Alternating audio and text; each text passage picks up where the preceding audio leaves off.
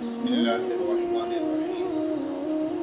پاکی اور ناپاکی کے مسائل چل رہے تھے، جن میں مسئلہ نمبر 25 ہو چکا تھا۔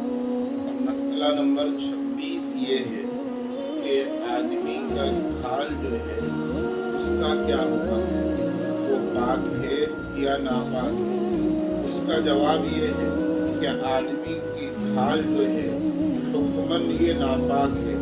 اگر اس کا کوئی ٹکڑا مائع قلیل یعنی کم پانی میں گر جائے تو پانی ناپاک ہو جاتا ہے۔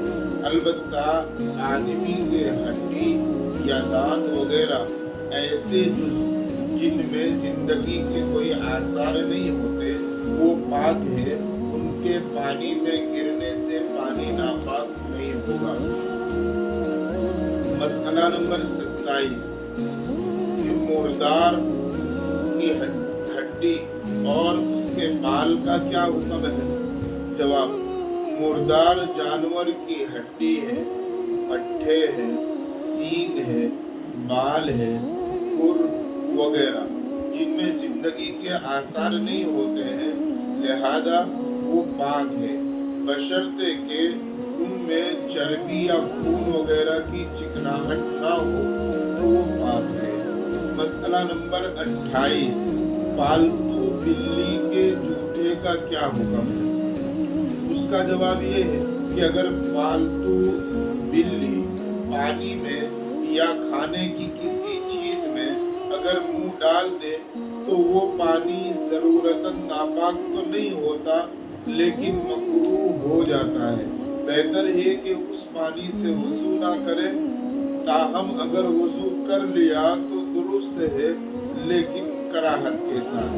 لیکن اگر بلی چوہا کھا کر کے فوراً کسی برتن میں یا پانی میں منہ ڈال دے تو اس صورت میں وہ پانی یا جس چیز میں منہ ڈالا ہے فوراً چوہا کھا کر کے، تو اس صورت میں وہ کھانا اور وہ پانی ناپاک ہو جائے گا۔ مسئلہ نمبر 29، جنگلی بلی کے جوتے کا کیا حکم ہے؟ جنگلی بلی کا جوتا مطلقاً ناپاک ہے، لہذا اگر وہ پانی میں منہ ڈال دے تو پانی ناپاک ہو جائے گا۔ مسئلہ نمبر 30، بلی کا جوتا کھانا کیسا ہے؟ اگر بلی نے دودھ کی پتیلی میں منہ ڈال کر کچھ پی لیا یا پلیٹ میں رکھے ہوئے سالن میں بلی نے منہ ڈال دیا تو یہ بچا ہوا کھانا یا دودھ پینا مکروہ ہے، بہتر ہے کہ اس سے احتراز کیا جائے۔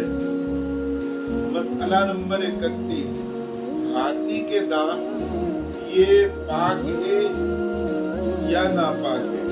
جواب: ہاتھی کا دانت جو ہے شرعاً وہ پاک ہے، لہذا اس کا استعمال کرنا، اس کی خرید و فروخت کرنا سب جائز ہے۔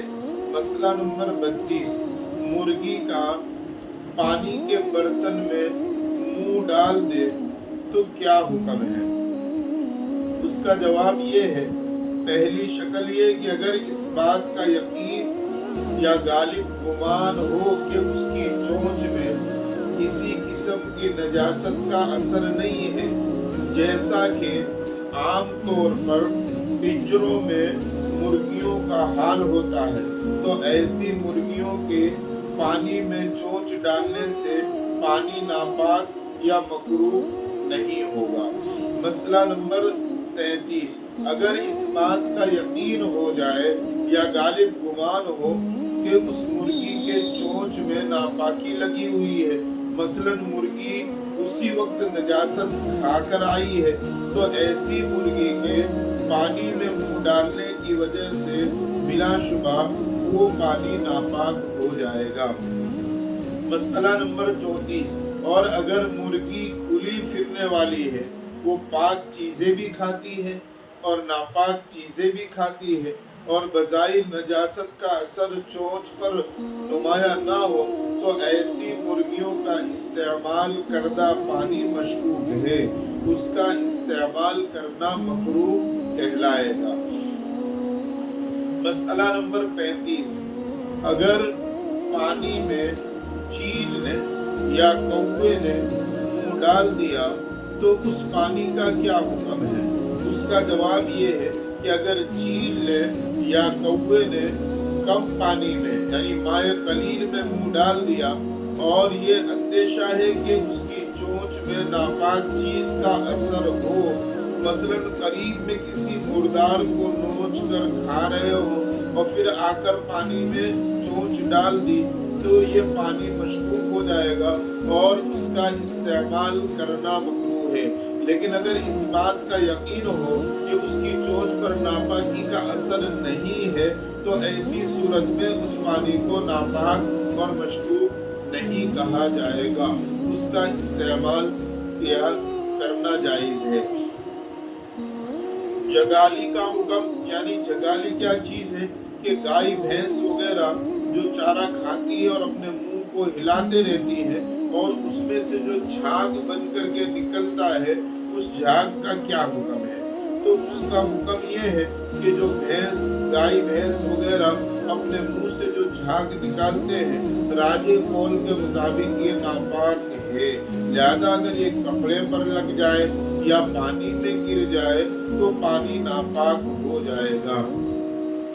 मसला नंबर 37, हराम माल से बने हुए कुएं वगैरह का क्या हुक्म है? उस कुएं के पानी का क्या हुक्म है? उसका जवाब ये है, हराम और नाजायज माल खर्च करके कुआं तामीर किया गया हो या नल लगाया गया हो और उस नल और कुएं का पानी तो पाक है, इससे पीना, उससे वजू करना जायज है। यानी हराम फेल से तहारत का हुक्म नहीं बदलेगा, मुतासिर नहीं होगा, अलबत्ता हराम माल लगाने वाले गुनाहगार होंगे। यही हुक्म सूदी पैसे का है, यही हुक्म फाहिशा औरत की कमाई से बनाए गए टाकी वगैरह का भी है कि उससे इस्तेमाल करना पानी जायज है। अलबत्ता हराम माल लगाने वाला, हराम माल से काम करने वाला वो गुनाहगार अलबत्ता होगा, लेकिन उसके जरिए हराम माल से टाकी वगैरह बनाई गई तो उस सूरत के अंदर उसका इस्तेमाल जायज है, लगाने वाला गुनाहगार होगा।